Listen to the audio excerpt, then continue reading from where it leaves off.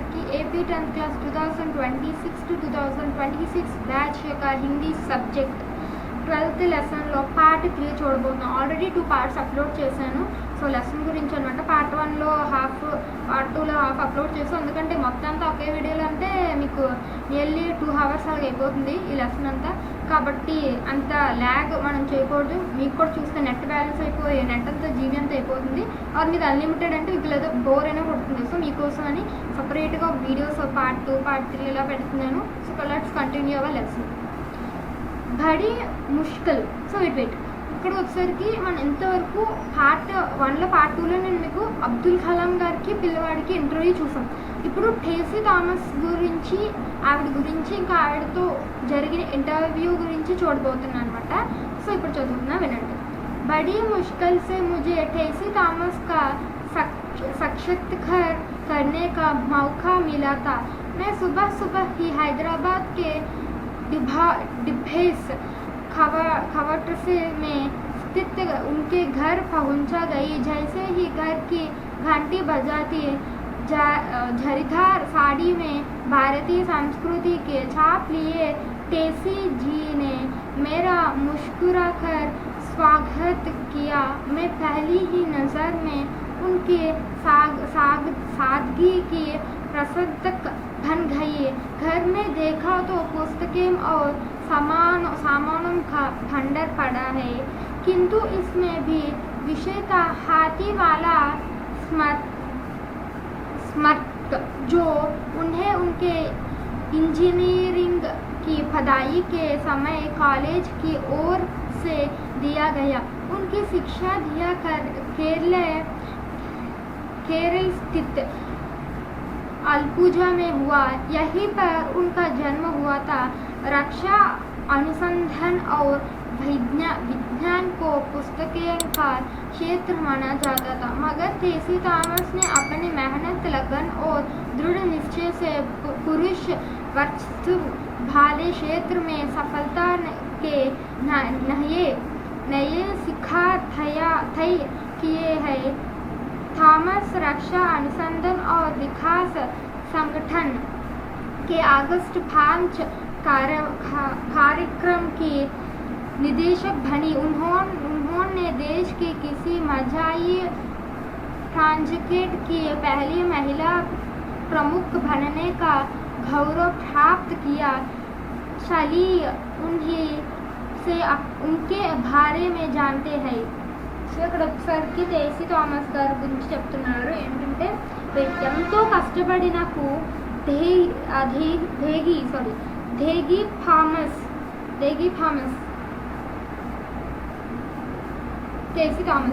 Tessy థామస్ను interview చేసే అవకాశం లభించింది. అంటే ఇక్కడ ఇంటర్వ్యూ చేసిన ఇంటర్వ్యూవర్ యొక్క స్పీచ్ చెప్తున్నారు అనమాట. ఇంటర్వ్యూ చేసిన ఆ పర్సన్ గురించి చెప్తున్నాడు. సో ఆ పర్సన్ రాశారనమాట. ఏం చెప్తున్నాడు, ఎంతో కష్టపడితే నాకు टेसी थॉमस గారి ఇంటర్వ్యూ చేసే అవకాశం అనేది లభించింది. నేను తెల్లవారుజామున హైదరాబాద్లో క్వార్ట్లో ఉన్న ఆమె ఇంటికి చేరుకున్నాను. నేను డోర్ బెల్ కొట్టగానే బేరిదార్ చీరలో భారతీయ సంస్కృతిని నిజమైన ప్రతిరూపంగా ఉన్న ఠేసీ చిరునవ్వుతో నన్ను పలకరించింది. మొదటి చూపుల్లోనే ఆమె నిరాడంబరంకు నేను ముగ్ధునయ్యాను అని చెప్తున్నారు అనమాట. సో లోపల ఆమెను ఎన్నో అవార్డులు, గౌరవాలు లభించాయి. అవన్నీ చూశారనమాట. ఆవిడకి లోపలగానే ఇంట్లో ఆవిడ అవార్డ్స్ ఇవన్నీ చూశారంట. కానీ ఆమె ఇంజనీరింగ్ కళాశాల బహుకరించిన ఏనుగు స్మారక చిహ్నం అనేది ప్రత్యేకంగా నిలిచిందట అతనికి. సో ఆమె జన్మించిన కేరళలో జన్మించారు. కేరళలో అల్పూజాలోనే ఆమె పుట్టడం అయ్యింది అండ్ చదువుకోవడం అన్నీ కేరళలో జరిగిందనమాట. కేరళ ఆవిడనమాట. సో రక్షణ పరిశోధన కోసం, ఇంకా వైజ్ఞానిక శాస్త్ర రంగాల కోసం, ఈ రంగాల్లో అన్నిట్లో కూడా అబ్బాయిలాగానే పురుషుడిలాగే అన్ని రంగాల్లో కూడా పరిగణించేవారంట. అయినప్పటికీ కూడా తన కృషి, అంకిత భావం, ఇంకా పట్టుదలతో థామస్ గారు పురుష శారీరక రంగంలో కొత్త విజయ శిఖరాలను అధిరోపించారని చెప్తున్నారు. సో థామస్ గారు defence research and development organisation DZDO DZDO DRDOలో అగ్ని 5 అనే కార్యక్రమానికి డైరెక్టర్గా బాధ్యతలు చేపట్టారంట. అంతేకాదు దేశంలో ఒక క్షిపణి ప్రాజెక్టు కోసము నాయకత్వం వహించిన ఒక మొదటి మహిళా ఘనత కూడా సాధించారంట. సో ఆమె గురించి ఆ మాటల్లోనే తెలుసుకుందామని చెప్తున్నారు. సో ఇక్కడ చూసినట్లయితే సాక్షాత్కారకర్త आप अपने आरंभिक जीवन के बारे में क्या बता सकते हैं. సో ఇంటర్వ్యూ చేసేవాడు అని అర్థం అనమాట. సో ఇంటర్వ్యూ చేసేవాడు ఏం చెప్తున్నా అంటే క్వశ్చన్ ఏం వేసాడు, మీ బాల్యంలో అంటే మీ చిన్నతనం గురించి మాకు ఏం చెప్తారు, మీరు మీ యొక్క చైల్డ్హుడ్ గురించి మాకు ఏం చెప్తారని అడిగారు. సో అడగగానే कैफी थॉमस ఏం చెప్పారు, मुझे बचपन से ही कुछ अलग करने की चाहत थी, मैं अंतरिक्ष के सपने देखती थी, यही कारण रहा कि मैंने गणित और विज्ञान विषय को अपने तन मन में बसा लिया. इसमें मेरी पाठशाला आलपुजा और अध्यापकों का बहुत बड़ा योगदान रहा. अध्यापकों के सहयोग और सच्ची लगन से सफलता की बुलंदियों को प्राप्त किया जा सकता है. సో ఆమె ఏం చెప్పారంటే తన మీ చైల్డ్హుడ్ గురించి చెప్పండి అని అడిగారు. సో చైల్డ్హుడ్ గురించి చెప్పండి అనగానే మన కేసీ థామస్ గారు ఏం చెప్పారంటే, చిన్నప్పటి నుండి నేను ఎప్పుడూ కూడా ఏదైనా కూడా వెరైటీగా డిఫరెంట్గా చేయాలనే కోరుకునేదాన్ని, నాకు అంతరిక్షం ఏదైతే కళలు ఎక్కువగా ఉండేవన్నమాట అని చెప్పారు. అందుకనే నేను మ్యాథ్స్ సైన్స్ ఇలాంటి దీన్ని తీసుకున్నా. మ్యాథ్స్ సైన్స్ అంటే ఏంటి, ఎంపీసీ తీసుకున్నారంట. ఎంపీసీ తీసుకున్న ఇందులో పాఠశాల అంది జల్ల పూజలు చేశారంట. ఇంకా ఆమె టీచర్లు కూడా ఇందులో మంచి ఎంకరేజ్మెంట్ బాగా చేశారు. ఇంపార్టెంట్ రోల్ వాళ్ళు కూడా ఉంది, ఎందుకంటే బాగా ఎంకరేజ్ చేశారని చెప్తున్నారు. టీచర్ల యొక్క సహకారము ఇవన్నీ కూడా నిజమైన అంకిత భావంతో ఎవరినైనా గొప్ప విజయ శిఖరాలకు తీసుకెళ్ళగలరని చెప్తాను. టీచర్ సపోర్ట్ ఉంటే చాలా బాగా ఎవరైనా కూడా బాగా ఎదగలరని చెప్తున్నారు. మళ్ళీ ఇంటర్వ్యూ వారు ఏం క్వశ్చన్ వేశారు, जब कभी कोई आपको भारत की प्रथम मिसाइल वुमन और अग्निपुत्री कहते हैं तो आपको कैसे लगता है. సో ఇంకో క్వశ్చన్ వేస్తారనమాట. ఏం క్వశ్చన్ వేస్తారంటే, ఎవరైనా మిమ్మల్ని భారతదేశపు తొలి మిజైల్ ఉమెన్ అంటే మిజైలే ఉమెన్ అని కానీ మళ్ళీ అగ్నిపుత్రి అని ఇలా పిలిచినప్పుడు మీకు ఎలా అనిపిస్తుంది అని అడిగారు.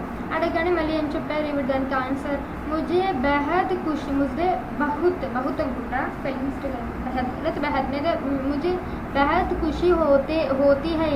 मेरे पास भायन करने के लिए कोई शब्द नहीं है. सन 1985 में DRDO द्वारा देश भर के 10 युवा वैज्ञानिकों को चुना सा गया, उसमें मेरा नाम भी था. उस दिन मेरी खुशी की कोई सीमा नहीं थी.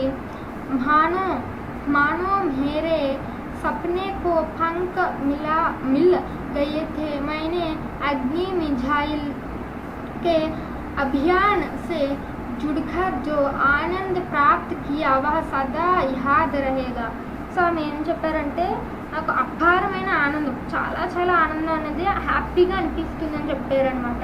సో దాన్ని వ్యక్తపరచుకోవడం కోసం మాటలు కూడా చాలా అంత హ్యాపీగా అనిపిస్తుంది అని చెప్పారు. 1985లో అంటే DRDO దేశవ్యాప్తంగా ఉన్న యువ యంగ్ సైంటిస్టులు ఎంపిక చేసిందంటే అందులో ఈవిడ్ని ఎంపిక చేశారంట, సెలెక్ట్ చేశారు.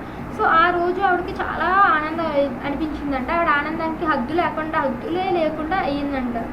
ఆవిడ కళలన్నీ రెక్కలు వచ్చినట్లు అలా అనిపించిందంట. సో అగ్ని క్షిపణి మిషన్లో పాలు పంచుకోవడం వల్ల తనకు చాలా ఇంకా ఆనందంగా అనిపించిందంట. సో ఇది ఎప్పటికీ కూడా మర్చిపోదంట. అందుకే ఆవిడకి ఆ నేమ్ అనేది అలా నేమ్స్ అనేవి వచ్చాయి. సో అదంతా చాలా హ్యాపీ మూమెంట్ అంటే అది ఎప్పటికీ మర్చిపోను అని చెప్తున్నారు. ఎప్పటికీ నాకు గుర్తుంటుంది, మర్చిపోను కూడా అని. సో నెక్స్ట్ ఇంకో క్వశ్చన్ వేశారు. ఏం క్వశ్చన్ వేశారు, ఆప్ అప్నా ఆదర్శ కిస్సే మాన్తీ హై అన్నారు. అంటే సో మీ ఆదర్శంగా మీరు ఎవరిని మీ రోల్ మోడల్ అంటే ఇన్స్పిరేషన్ ఆదర్శ్ అంటే ఇన్స్పిరేషన్గా ఎవరిని మీరు తీసుకున్నారు అని అడిగారు అనమాట. ఇన్స్పిరేషన్గా మీరు ఎవరిని తీసుకున్నారంటే దానికి ఏం చెప్పారు, ఆజ్ హమారే యహా జబ్ భీ अंतरिक्ष विज्ञान और मजाइल की बात की जाती है तो सभी को मस्तिष्क में एक ही नाम जागता है, APJ अब्दुल कलाम। सच्चे आदत में वे देश के ही नहीं बल्कि पूरी दुनिया के आदर्श है। उन्होंने दुनिया के मानचित्र में भारत को जो स्थान दिलाया है उसके लिए भारतवासी अनेक उनके ऋषि है।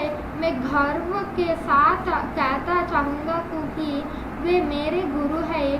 DRDO में ठेसी थॉमस APJ अब्दुल कलाम के नेतृत्व में काम कर चुके हैं। उन्होंने ही मुझे प्रेरणा के अग्निपंख दिया है। वे महान है और महान रहेंगे। उनकी नेतृत्व क्षमता बेमिसाल है। उन्हें मैं अपना आदर्श मानने में गर्व अनुभव करती हूँ।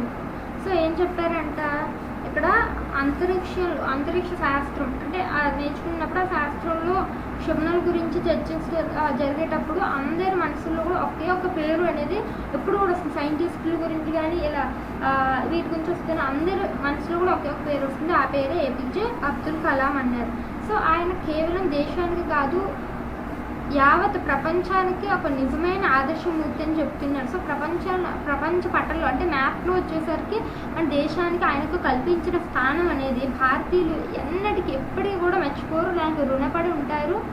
ఆయన నా గురువు అని నేను గర్వంగా చెప్తున్నా. ఇప్పుడు గురువు అంటారు అంటే ఏంటి, DRDOలో APJ అబ్దుల్ కలాం కింద ఇవి పనిచేసేవారు అనమాట. సో ఆయన కిందనే పనిచేసేవారు. సో ఆయన నాకు స్ఫూర్తి అనే రెక్కలను అందించారు. ఆయన గొప్పవారు, చాలా గొప్పవారు, ఇంకా ఎప్పటికీ కూడా గొప్పవారే అని చెప్పారనమాట. సో ఆయన నాయకత్వంలో నైపుణ్యంలో సాటి లేదు.